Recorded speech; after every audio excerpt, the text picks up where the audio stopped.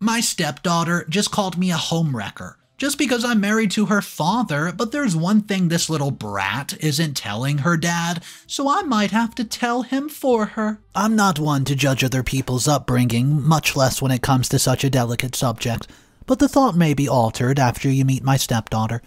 That girl's the living representation of what a problem child can be. A person who doesn't know what's right or wrong in life, and when in doubt decides to go for the absolute worst decision almost ever. In the relatively short time that I've lived with her, I know that she's done things like blaming others for her bad actions, lying, being rude, causing public disorders, and influencing other minors with her bad teachings. I've seen all this for only 6 months, and I feel that it's time to talk about it, and that's why I came here with this, to show that I'm not making it up. Her name's Mara, and since I've known her, she's been a rock in my shoe. And not only for me, but for my husband, only he prefers not to see it that way. I just have to tell you a little more about my marital situation, so you can know the problem in detail. It all started years back in my boutique at one of the most popular shopping malls in the city. See, I've had this place for years, and we cater to all kinds of people that are, be the high or low income. What's more, we have a diversified branch that offers simple cuts at modest prices, and people not so well off, so to speak of, get to have a cut at the end of the day. That's where the girl's mother, Thalia, comes in, a name that's been on my mouth and those of my employees for years. Thalia was a rather foul-mouthed woman. From a young age, I was older than her by 3 years. She showed herself to be from the barrios, that is, with rather rustic and frowned-upon attitudes. It was like that from high school to an aisle of my boutique. She was always looking for cheap cuts and would ask us to give her the occasional platinum ones. Well, even though we always refused, and she would always threaten to go to another salon, which we always said, okay, go. And you know what? She always came back. Because even though our cuts were cheap, our quality remained high. Every time she arrived, it was the beginning of yelling, gossiping, and rudeness. And we had the, quote, joy of witnessing this for years, watching her step by step from the time she managed to finish college, got herself a decent man, and had a baby girl. Then tragedy struck. Due to a car accident, she suffered serious injuries which took her mother's life, and week later, hers. It was something everybody talked about because, as I tell you, she was quite popular in the area. Though not always for the best reasons, I'll explain this to give you a sense of the kind of woman who was raising her daughter. Jason, Thalia's husband, used to drive her back and forth to the place from the time that they started dating. And years later, he started just taking their daughter, who from the beginning we saw was almost a photocopy of her mother. Rude, and screaming. Well, as they say, things had to happen, and fate is capricious, and well, I ended up starting to talk to Jason until we moved a little further. Everybody in the room criticized me for this and recommended leaving him because of the memory of late Thalia, but it was no longer a matter to me, but also to him because he looked for me to go out for a few drinks, and sometimes he stayed too much when leaving Mara in a salon, making the girl get annoyed and asked to leave the boutique. And so, a year after his wife's death, we decided to formalize our relationship, getting on one knee and giving me a new ring, which wasn't to Mara's liking. My relationship with that girl has always been very tense, like anyone with a rude child, but I would dare say that it became worse when she saw that her father and I were interested in each other, because she thought that maybe I was going to steal it, or even that we were disrespecting the figure of her saintly mother.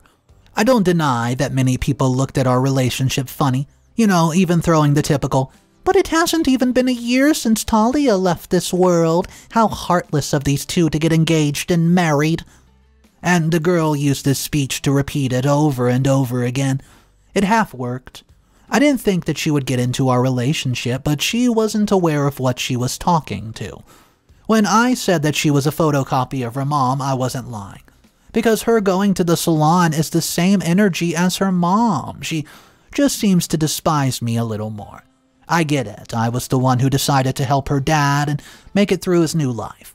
But it's not like that's a crime or that someone has to wait a certain amount of time to pay for someone's bereavement.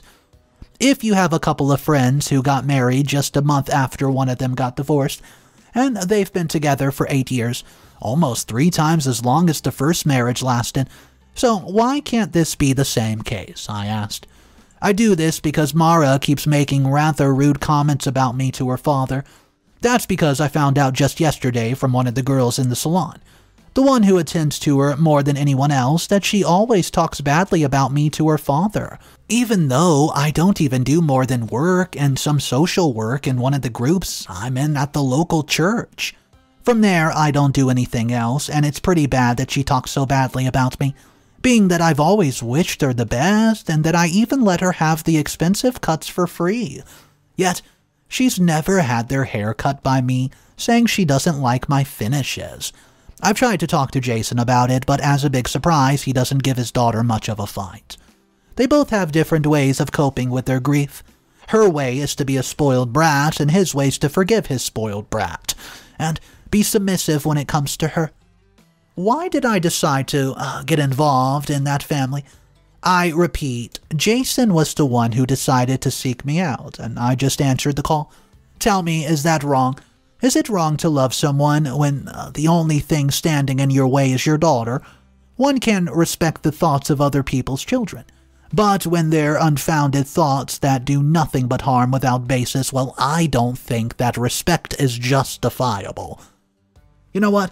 I write here because I want to vent, and I want others to be able to understand my place. I want Jason to know and support me on my occasions, and only then can we have a normal family, because this show about who's right ends up creating tons of stress for me at the end of the day. Update number 1. Something has happened that has left me pensive. It was a terrible thing, but it has left me pondering a few things about my future. First, it started with a small influx of my clientele at the boutique. Noticing how it is, some young clients had stopped coming, including Mara. Well, Mara stopped going a while ago without explanation, but she did not need a reason not to want to see me. Since one of the girls who works with me is not afraid of the consequences, she revealed to me why. Her daughter was a friend of Mara's, and she told her that Mara had made some of her friends, precisely the missing clientele, so that they could go somewhere else 2 blocks away. Well, the place is good, I won't deny it, but we have heard countless negative stories concerning the prices or the treatment of the customers. For some time now, it's begun to have more girls in their rankings, something never seen before. When you ask the girls, they would only say that they preferred to move from place to another because yes, it's because Mara told them to, in an attempt to sabotage my business. And in my partner's words, her daughter told her that Mara had told them to stop coming to our boutique because I was treating her badly or something. A fabricated story to make me look bad, and that got my attention. My friend's daughter stayed with us in the salon since she wasn't fooled by Mara's lies. And besides, well, her mother works there, so she must support her. That's why I decided to rebuke Mara and asked her why she had done this, but she tried to turn a deaf ear and say she didn't know what was going on. So I confront her that same day, just before Jason arrived, and when he arrived, the very toxic woman started throwing herself at her father in victim mode, saying that I was slandering her, making her look bad in front of her friends, and then when she stopped the yelling, I asked Jason if we could sit down and talk. Unlike her and her late mother, I'm more of a conversationalist. All my employees have lasted years with me precisely because I like to resolve conflicts peacefully. So, I explained to Jason what exactly is going on and that I need to know why Mara had done this. Believe me, it's about 2 hours of stretching and shrinking and conversations, with the little girl denying everything and asking her father to believe her without a complaint. Jason, although he's very defensive of her, told her that if it was true, she should tell her friends that everything she had said was just an outburst of annoyance towards me, and that she did not mean it. I admire Jason's ability to make this seem like a teenage game. I don't know if it was, though. She took it the wrong way and starts insulting both of us, saying the typical, "Is that no one understands me? I'm all alone in this world." Jason did not get upset until the moment she said, "If Mom were alive, this would not happen, but you didn't love her even before she left us." And that's when Jason turned red. I've never seen him in violent mode before. In fact, one of the things I enjoyed and noticed about him the most was how peaceful he was with others, unlike his former wife. But now he had become very upset and yelled at Mara, telling her to go to her room. She marched briskly past me and yelled, "HomeWrecker," then threw her door and slammed it shut. It was such a shock to me, I found myself crying for no apparent reason. And the crying intensified once I noticed that Jason himself was tearing up. He dropped his head on me and starts repeating to me that he's sorry. I told him that there's nothing to be sorry for, but that I didn't understand what Mara had said about him not loving Thalia before she passed away, and about calling me a homewrecker. Not that I had interfered in the marriage before she passed. I hadn't even noticed all this background when I was married to Jason. It was then that he told me about a whole series of private conversations he had been having with Mara for months, ever since we started formally dating. He told me that he was just, talking bitterly to his daughter about the possibility of remarrying soon after he lost his wife. It was one of the first things she told him when Thalia passed away. "Don't go too fast, since you have a lot of grieving left to do." And he admits he failed her on that one. And to make matters worse, Thalia had her suspicions that he was cheating on her before her death. But, according to Jason, nothing came of it. These insecurities and thoughts she passed on to Mara, who became her support in the midst of it all. And now, since her father had free reign, he could date any woman without remorse. And he ends up hanging out with precisely one of the people Thalia was most envious of. That's right, the woman wrote. Until the last day of her life, she thought that her husband and I had something going on.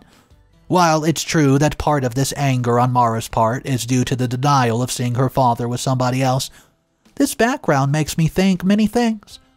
At one point, I even thought about leaving Jason, telling him that I didn't want to come between her, daughter, and him. But he told me that even when Thalia is still alive, he would have opted for a divorce, because it was true that he could no longer stand his wife. He was completely honest and said that he used to flirt a lot, but the thought of infidelity never crossed his mind. He felt bad about me leaving, that Thalia's passing might have been a side effect of what would have left him free to date whomever he wanted. And that's why the term homewrecker was coined.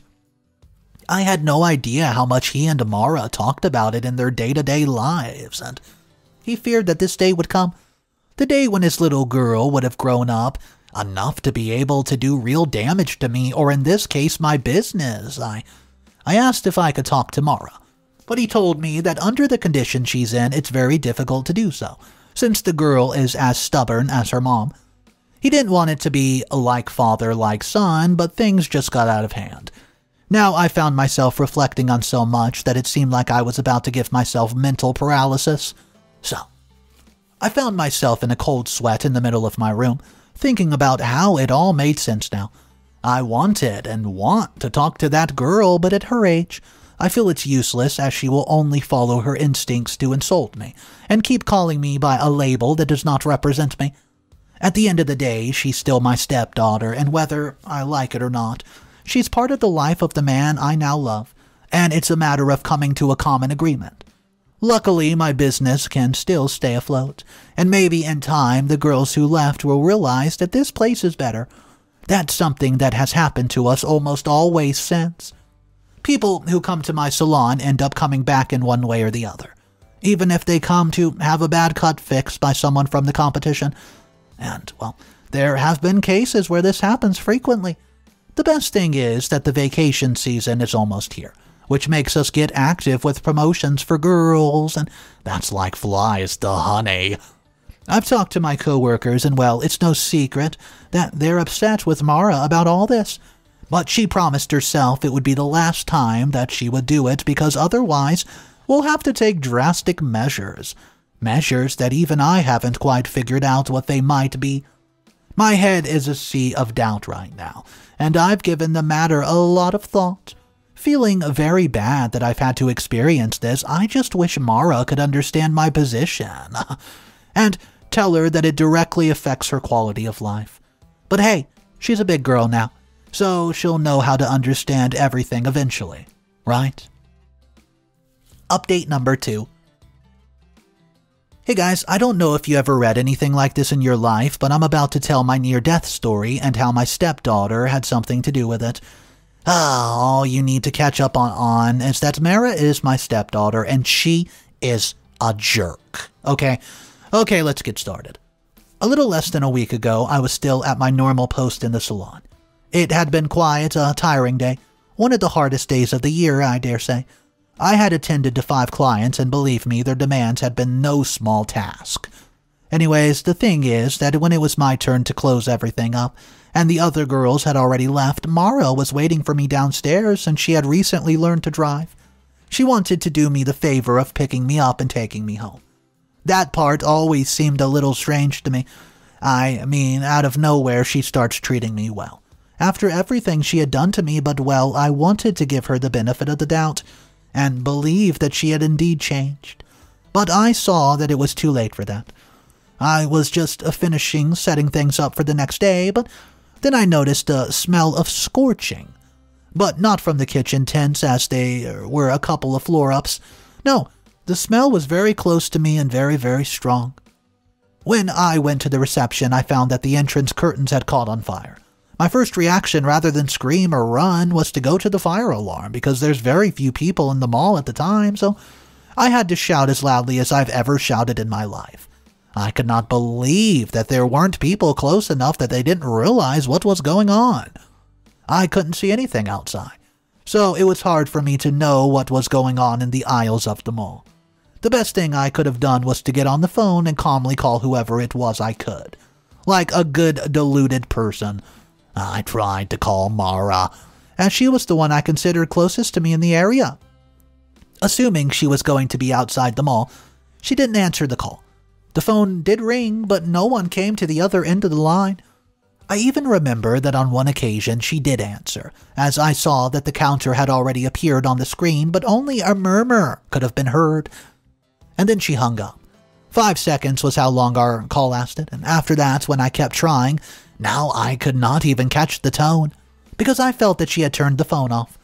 My luck was going from bad to worse. I had to get like a crazy lot of hair chemicals, as I knew some of them could be flammable.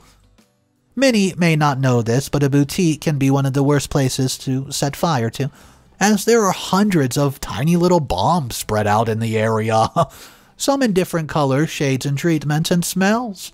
But what I wanted was a fire hose right now. And there, after 2 infinite minutes, I heard voices outside, so I opened the window from the other side in the place while fanning the smoke with my hand so I wouldn't choke. At any moment I could faint, I told myself, and I had to cover myself very well while I kept carrying things. Many thoughts came to my mind, from dying in that place to survival, to pondering how I would leave this world alone with still so much to explore. So I called Jason, and surprisingly he answered.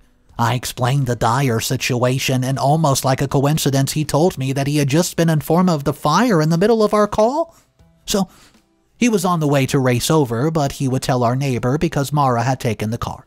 He asked me about Mara, but I told him she must be outside with some problem with her phone, because why else would she not be able to communicate with us? He also told me that the firefighters were already on their way, and at that very moment I wanted to play a hero and go through the thin seam of fire-free driveway at the entrance. Sure, my sides would have been scorched, but I would have preferred a week of cold compresses next to me than a lifetime next to my grandmother in the local cemetery. I think it was the most desperate 8 minutes of my life, where I cried, fell, ran, and gave everything that I had to get out of that situation. At one point I even prayed to pass out, so that if I left this world I would do so in a dream state. But that consideration never came, and I was lucid and panicked to death for a long time. I saw God in the form of a jet of water that was fired at full pressure into one of the store's windows. It shattered the glass as it's been a stone. The situation calmed down when more water appeared, but it took longer to put out the fire than the total duration of the fire. So I was there for quite a while. People hurried when they noticed that there was someone inside the place. One of my companies, already in her nightgown, appeared in the crowd, red-eyed and shouting my name. But nowhere did I see Jason or Mara. To make a long story short, they managed to get me out. 2 minutes later, Jason arrived and hugged me while we cried. I could not believe my luck and almost kissed the floor for being able to have one more day in this world. I also felt a little embarrassed since it's not something you want the whole audience to know about.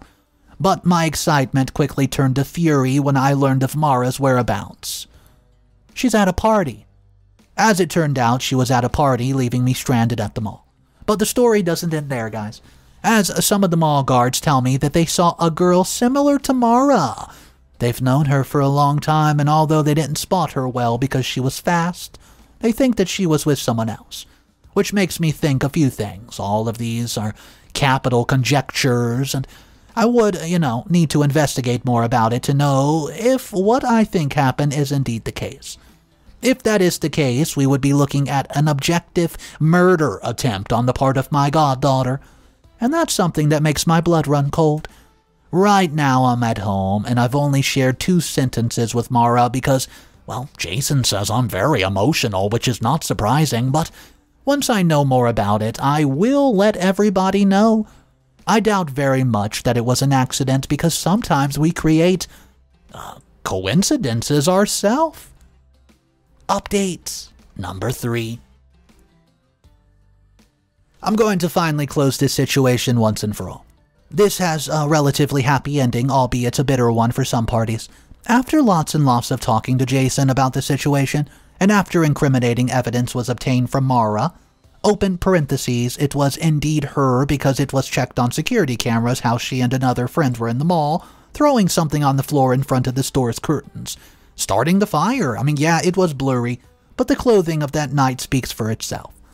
It took an intensive investigation, but it was ultimately successful, and Jason, as crazy as it sounds, gave me the freedom to file a lawsuit against Mara.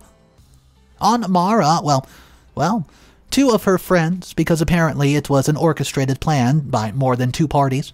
Not only the girl I told you before who accompanied her at the occasion, but a 3rd person who was waiting in the car as a getaway driver, with the evil plan to end so she could drive off like a hell. Well, that was a very low thing to do, I said to myself. Calling other people to help you in your childish whim? This time I have a huge plan, which involves the life of another person as if it were a toy.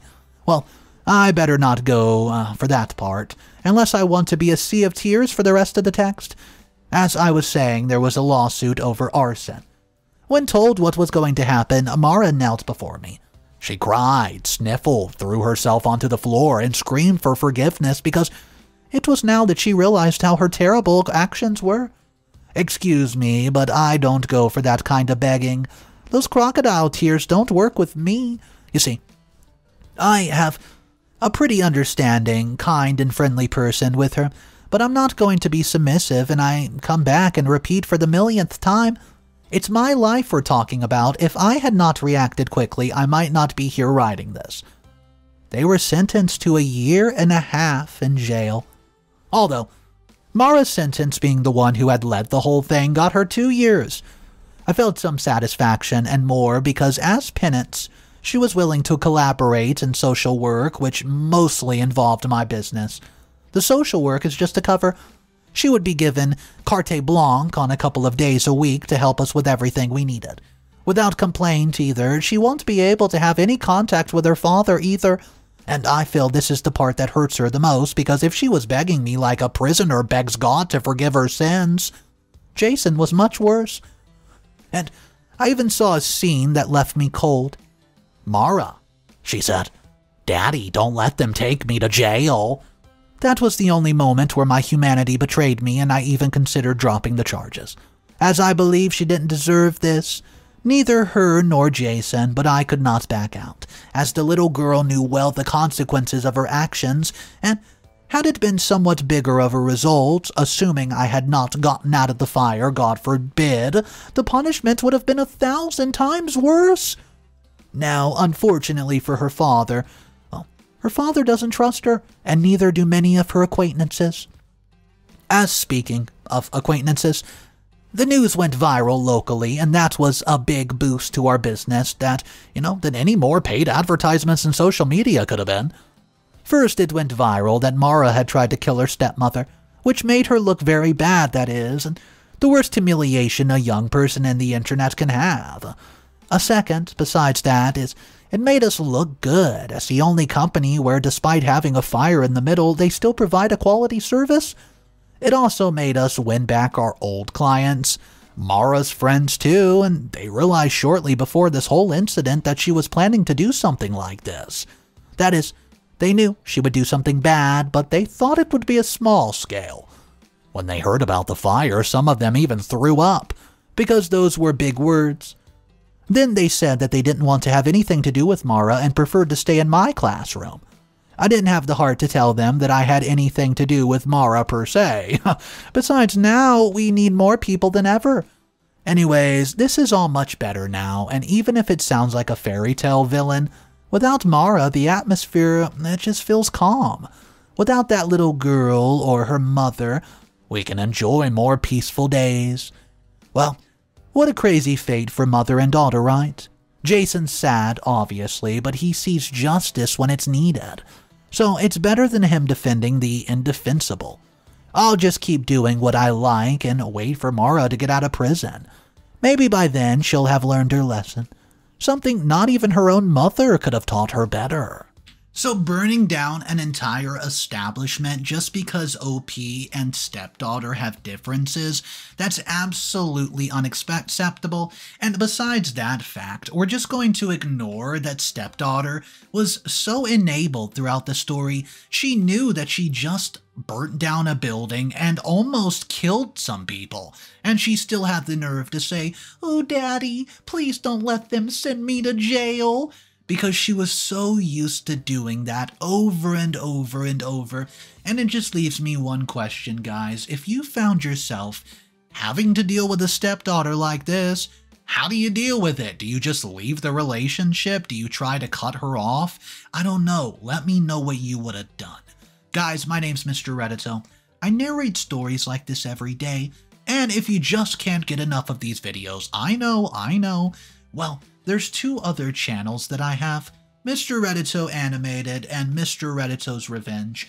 Both of those stories have daily videos as well, so check those out in the description below. Check out my favorite playlist. It has some of the craziest stories I've ever read. Anyways, guys, have a great day. I'll see you tomorrow, and of course, remember, it's cool to be kind. Peace.